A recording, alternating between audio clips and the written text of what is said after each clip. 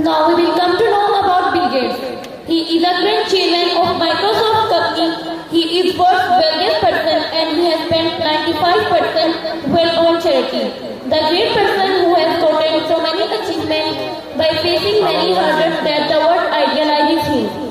So I call Haris and Aryan on the stage to know about the personality of Bill Gates.